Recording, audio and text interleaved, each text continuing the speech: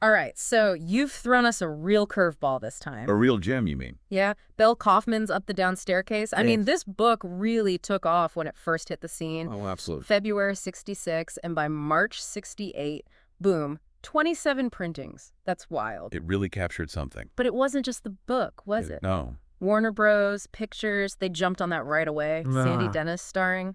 And what makes this deep dive even juicier, we've got both. Oh, that's fascinating. The novel and the screenplay. Yeah. Different viewpoints, you know? Different lenses on the same story. I like that. So, high school life. The heart of it. But not just any high school. Right, right. A huge urban one. Mid-1960s. And we're not just peeking through the windows, we're right there. Immersed. In the classrooms with the teachers and the student. Oh, the things you'll see. And what's even better, those memos, those inner office things. You know, the ones that are always a little strange. Oh, the language of institutions. Yeah, exactly. Universally baffling. We've got those, and this is gold, student notes. Raw, unfiltered. And even personal letters from a teacher.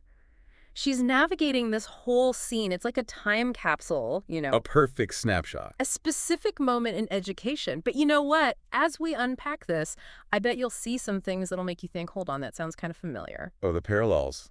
They can be surprising. Right.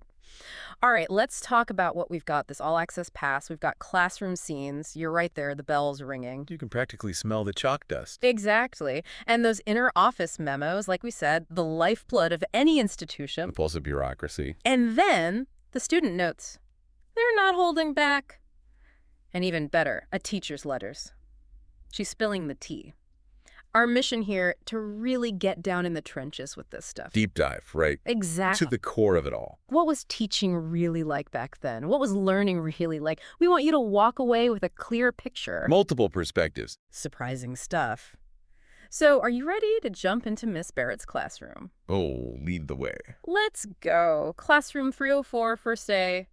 Chaos. Pure chaos. Trial by fire. Students strolling in late. Some haven't even sat down and they're already dropping out. Talk about making a statement. It's like the perfect illustration. You've got this ideal, orderly classroom. Everyone's keen. And the textbook version. And then, bam, reality. Hits you right between the eyes. And those little snippets of dialogue, man, they're priceless. Put down that window pole, please. Straight to the point. And then from the back, is this 304? You're late. And the answer, I was absent all last term. No time wasted on pleasantries. Not a single one. Efficiency at its finest. And then, of course, the fight over the hall pass. A classic. Every teacher knows that one. It's like a microcosm, isn't it? Of the constant interruptions, the unexpected. You've got this lesson plan, this vision. And then yeah, it happens. students happen. Teenagers happen. Especially in a classroom full of them. Exactly. And it's not just the kids, is it? No. Miss Barrett, she's trying to take attendance, right? Basic stuff. Essential. Foundation of order. And suddenly another teacher,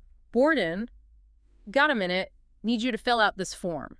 The paperwork never ends. It's relentless. Teachers, they're pulled in so many directions. Oh, a constant tug of war. And then there's this memo, intra-school communication. From 304 to 508, already you're like, what's going on here? Intrigue. Right. Please check off 2M items. Okay, a bit cryptic, but all right.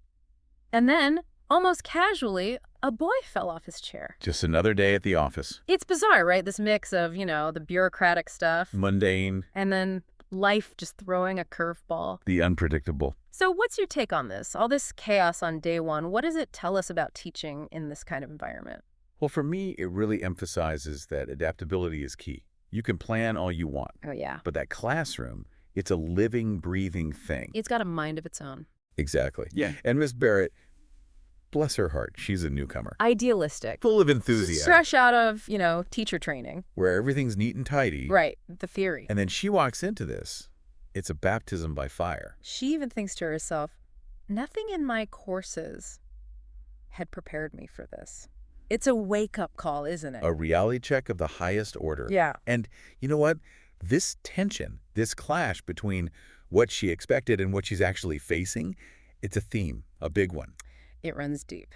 Okay, let's move from the classroom up the down staircase, you could say, To the administrative offices? to the source of all those memos. Ah, the paper trail. Samuel Bester, chairman of the Language Arts Department, and then the infamous James J. McCabe, The administrative assistant. the gatekeeper, and those directives, those memos they churn out. it paints a picture. What picture do you see? A picture of control. Maybe even a bit of fear. Fear of what? Fear of anything out of line. Unpredictability. Exactly. So some of these memos, looking back, they're almost funny. You can't help but chuckle. Bester, he sends out this decree, no paperback Shakespeare's. The horror. Because, wait for it, I'm on the edge of my seat. insufficiently edited or unexpurgated texts. Heavens! Protect the children. Where do you even start with that? It's control for control's sake, isn't it? It feels that way. And then McCabe, he's handing out books. Important. Essential tools. But the memo starts with this grand statement. Books are the magic doors to adventure. All caps. Setting the stage. Right. But then, boom. Specific instructions. Keep your receipts. Don't you dare write in them. The magic quickly fades. It's this weird mix, isn't it? Of grand pronouncements. Yeah, about the importance of education, the big picture stuff. And then the nitty-gritty control. And it happens again. This time, it's a student. Vince Arbuzzi, he's dropping out. A voice from the trenches. His note, it's heartbreaking, really. School's a jumble. Too many subjects. Like teachers saying different things. He's overwhelmed. And he needs to help out at home, earn some money. McCabe's response. A memo. Of course. Make every effort to encourage potential dropouts to remain in school. Again, all caps. The irony. It just feels so out of touch. Like a Band-Aid on a deeper wound. Exactly. And then we get a look at this pupil personality profile. The PPP. The PPP. Sounds official, right? Oh, very official. Meant to figure out what makes these students tick. Background, behavior, the whole 9 yards. Delving into the psyche. But one of Miss Barrett's colleagues, she points out how invasive some of these questions are. Crossing boundaries. Why do you hate your parents? Oh. What is your sexual problem? That's a bit much, don't you think? A little bit. A lot of bit. Yeah. It makes you think, doesn't it? Yeah. What was the real purpose of this thing? Was it even ethical? Big questions. Blurred lines. And then we've got McCabe and his obsession with office supplies. It's like a whole saga. Paper clips, rations. Every single one accounted for. No desk blotters, no rubber bands, chalk, carefully managed, and heaven forbid you use the wrong color pencil. Red or blue, a matter of great importance. Right. It's like this system, maybe they were struggling with resources, but it also feels like Control. control where it doesn't even matter. And even the bells, the school bells, those are a source of confusion. Sadie Finch sends out a memo, please ignore the bells. What? Yeah, like what's going on here? The system's fraying at the edges. It really feels that way. And Miss Barrett, bless her, she's trying to figure out, okay, how many students do I actually have? What resources can I work with? Practical concerns. She does the math. 223 students a day, over 44 per class. That's a lot of faces to remember. And books, forget about Mill on the Floss. A classic. Julius Caesar is all she's got. Mm. And not even enough for everyone. So she goes to Bester, help a sister out. And his response, let it be a challenge to you.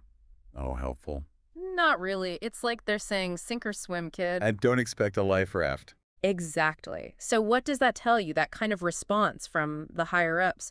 What does it say about how much they valued their teachers? Not much, to be honest. Yeah. It speaks to a system where teachers were expected to work miracles with whatever scraps they were given. It does, doesn't it? But wait, there's more. Oh, there's always more. Rules. Rules on rules. An addendum to the ethical standards. Transportation cards. How to behave on public transport. Don't forget to hold the handrail. Exactly.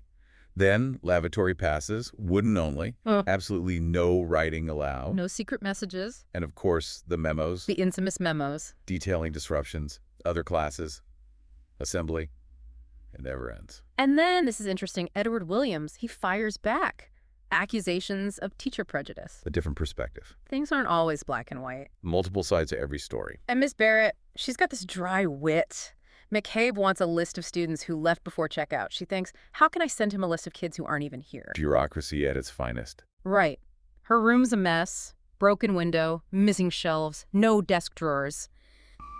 Deviation and hazard, she writes on the report. And the best part, Tell me. the inventory for her desk's center drawer. It's incredibly detailed. What should be locked up? Every little thing. Obsessive. Her response, I don't have a center drawer. Mic drop. It's like she's fighting the system with humor. Her only weapon. And even the shelter area drills, for emergencies. Serious business. Absolute silence is to be maintained. Control even in a crisis. What does all this tell you about how the administration viewed their role. It seems like they were more focused on maintaining order and control than on actually fostering a positive learning environment. All those rules and memos, they create this atmosphere of, well, it's almost suffocating, isn't it? It can feel that way, and you know what? All this administrative stuff, it doesn't stay up there in the offices. It trickles down. To the students. Exactly. If teachers are spending all their time on paperwork, enforcing these sometimes ridiculous rules. Then when do they actually teach? Exactly. So let's turn our attention to those who are most affected by this whole system. Yeah. The students. Let's hear what they have to say. Their voices are crucial. And you know what? They don't hold back. They never do. Some of them, they've seen it all. Teachers, they say, are either sarcastic sourpusses or nervous wrecks. And substitutes, Don't even get them started. a revolving door. No consistency. Yo stability. It's tough to learn when you don't know who's going to be at the front of the class each day. Right. But then you find these little moments, these gems. One student, they're talking about a teacher who understood their messy notebook. It wasn't about being neat. It was about the effort. Seeing the individual. And even Harry Kagan, he's always so formal, so proper. Stickler for the rules. But even he gives some positive feedback. The glimmer of humanity. It's like even in a system that can feel so impersonal, So rigid. individual teachers, they can still make a difference. Absolutely. And the students, they're trying to figure out the system, right? They're playing the game. Survival tactics. One student, they proposed this bargain with teachers. We won't bother you, you don't bother us. A truce. And then, this is interesting, a student who remembers their strict elementary school teacher. But they remember them fondly because they took a real interest. It's the little things. It really is. And then you've got the student who got punished for making accidental noises. Oh, come on. Right, talk about... It's an environment of constant vigilance. So what do you think? All these different reactions, what does it tell us about what these kids were expecting from school, from their teachers? They wanted a balance. They craved structure, fairness. Yeah. But they also desperately needed someone to see them, to understand them. Someone to actually care. Exactly. Tyrell Blanca, she had a good experience with Dr. Bester. And another teacher, earlier on, really kind. Proof that it can be done. But then Frank Allen, he talks about this young teacher, really ineffective. It's a cautionary tale, isn't it? About the importance of guidance, mentorship. And Elizabeth Ellis, she wanted to take creative writing. But there was this scheduling conflict with physics, too. The system itself was holding her back. Obstacles at every turn. And some student, they're just plain cynical, like the one who questions, what's the point of English anyway? Loss of faith in the system. And Joe, he's defiant. I'll prove myself on my own time. But then he adds this little bit. He wants to believe in Miss Barrett. He's holding on to hope. It's a glimmer, right? A tiny spark. Huh? And then, that my best friend assignment. Oh, that's a good one. The responses are gold. A dog. The TV. An imaginary twin. Odd. And even Miss Barrett herself. Really? It's like a window, right, into their world. Into their hearts. This one student, they described this car. A two-tone Caddy convertible with white leather seats. And then, this is touching, another student, they wish Miss Barrett was a plain person. Wow. So they could be closer friends. They see her as someone to look up to, but also someone they can't quite reach. The distance between student and teacher. So all these answers, these best friends, what do they tell you about what these kids were going through? They were searching for connection, for belonging, for something to hold on to. And the feedback they give Miss Barrett directly, that's interesting too. Oh, tell me. They see her as pretty, a good dresser, a fair marker. Some even say everyone likes her. She's making an impression. But then there's the other side. Too young, don't be so lenient. Testing the boundaries. Someone accuses her of having a pet student. Oh, high school drama. And the complaints about the books being outdated, like Odysseys, they say. Out of touch with their reality. It's a mix, isn't it? They admire her, but they're also pushing back. And those requests and complaints she gets, man, it's never ending. Welcome to teaching. The squeaking chalk, they can't stand it. Lou Martin showing off all the time. Assemblies, boring. They want movies instead. They tell Miss Barrett to relax, to loosen up. They see right through her. The broken window, it's making them cold. The school, they say, it's run like an army. Have a rigidity again. And then there are those comments that hit a little harder. Parents being too pushy. A student who feels like their time with Miss Barrett is pointless because the classes are so big. Systemic issues affecting individual lives. And then the harsh stuff. The insults.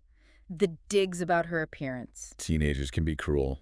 So all of this feedback, what does it tell you about the relationship between students and teachers in this setting? It's a minefield, a constant negotiation of power, respect, and genuine connection. The students want to be heard, but they don't always know how to express that in a healthy way. And Miss Barrett, she's navigating this with all the grace of a first-year teacher. Which is to say, not always gracefully. And then there's the stuff about integration. Ah, yes. A difficult topic, even today. And back then, even more so. The comments, some of them are really prejudiced. It's a reminder, isn't it? This isn't just a story about school, it's about society. The microcosm reflecting the macrocosm. And amidst all this, you have Alice Blake.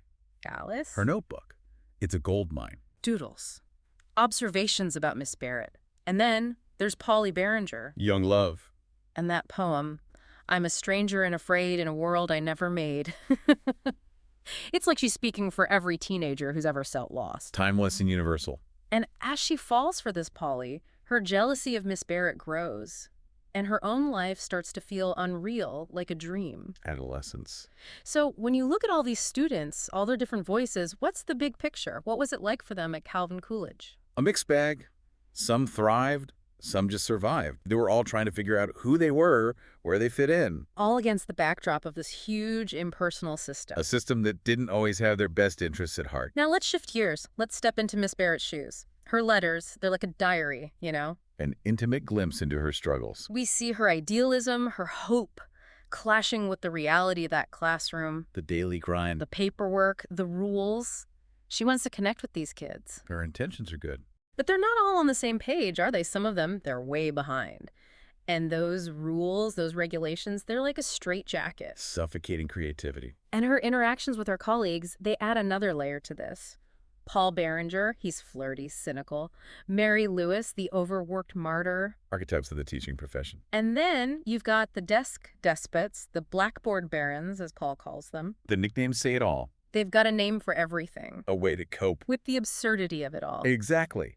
And then there's this little fact that just blows my mind. Teachers in New York City high schools, they were spending 100 hours a year just on homeroom chores. 100 hours? That's like a part-time job on top of their actual job. And it's not even teaching. So what does that tell you about the morale, the culture of the school? Exhaustion, frustration, maybe even a bit of resentment. You can feel it in their voices. And then there's the silent prayer controversy. McCabe, he tries to shut it down. It's all about control for him. Squashing any deviation from the norm. And then there's a fire hazard. Teachers are getting displaced. The science office is in the math book room. The math books are in the shop closet. The shop stuff's in storage. And then all of that gets moved to the main office. Organized chaos. It's a mess. But a controlled mess. Right. Miss Barrett, she feels like an alien and the foe to some students. Maybe because of her race or just because she's a teacher. Or even, she wonders, because she's attractive. Perceived as different, therefore a threat. And McCabe, she calls him Admiral Ass, which, I mean, it's kind of funny. Aptly named. He's all about rules and order. The kids can't even leave the classroom in an organized fashion. It's procedure for everything. And the worst sin of all, talking. The cardinal sin, he calls it. In a school, a place where you're supposed to learn and discuss. The irony. It's thick. Chokingly so. She even describes this sound of thinking incident. She gets the kids talking. They're actually discussing cliches. And McCabe comes in, not happy. Silence is golden, apparently. And the Delaney book, this seating plan book, it's legendary. A mythical artifact. It's like, what does it even matter? Control, remember. So throughout her letters, we see Miss Barrett's passion, her real desire to teach, battling against these obstacles. She shares student feedback, the good and the bad. She's learning on the job. And even little things, like a student falling out of his seat during a discussion of Julius Caesar. McCabe sees that and he marks it down. Lack of control. Always watching. But then there are these little victories. A student gets it, you know? They start thinking critically. They get excited about a concept. Those moments, they make it all worthwhile. Fueling the fire. But she's also aware of the bigger picture. The stats about New York City schools, the college graduation rates. It's not all sunshine and roses. And her own thoughts about what made certain teachers memorable for her, they're really telling. What do you think? All those internal struggles, those feelings she expresses, What do they tell you about the toll teaching in this kind of environment takes? It's emotionally draining. It's a constant battle against apathy, against a system that seems designed to stifle passion. It's true. And that my best friend assignment, it keeps coming back. A recurring motif. Those student responses, they were like little lifelines for her.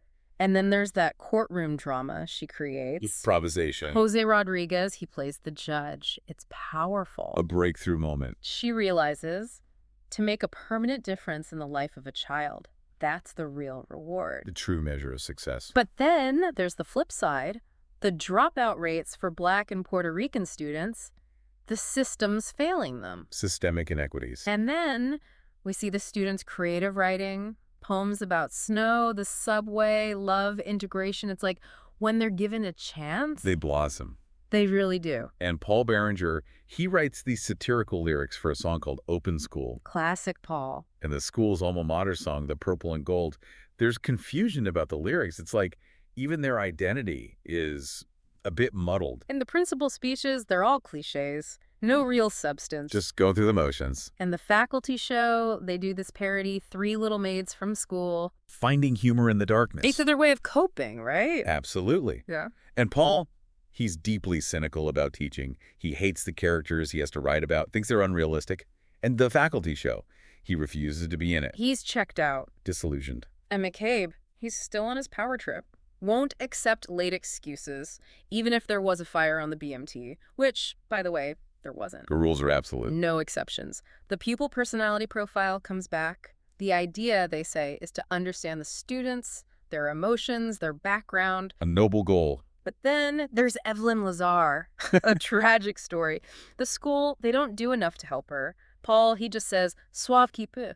And get this, the school nurse, she's not allowed to touch wounds or give medication. What? Yeah. In the teacher's lunchroom, they're all talking about Evelyn. Some of them, they seem detached. Paul, he's the one who says, a teacher's role, it's more than just teaching. He sees the bigger picture. Ms. Barrett, she's still trying to reach Joe Ferrone, but McCabe, he just wants to punish him. Two opposing forces. We get more student feedback. Vivian Payne, her views are changing. Frank Allen, he's got this idea that young, pretty teachers are better. The students talk about prejudice, about the atomic age. It's like they're aware of the world outside the classroom, but they're not sure what to do with it. They're trying to make sense of it all. Even a little thing. Kids throwing chalk. McCabe writes her up. But then she has this great lesson on the road not taken. A classic. Bester actually praises her. But another teacher, they try to do the same thing with Wordsworth's Daffodils. It flops. Not every teacher can connect. And one student, they interpret the road not taken in a totally different way. They're talking about choosing a dress, getting hit on the head. It's like they're taking these big ideas and applying them to their own lives. Making it relevant. And Miss Barrett and Paul, they're friends, but it's described as surface. The demands of the job leaving little room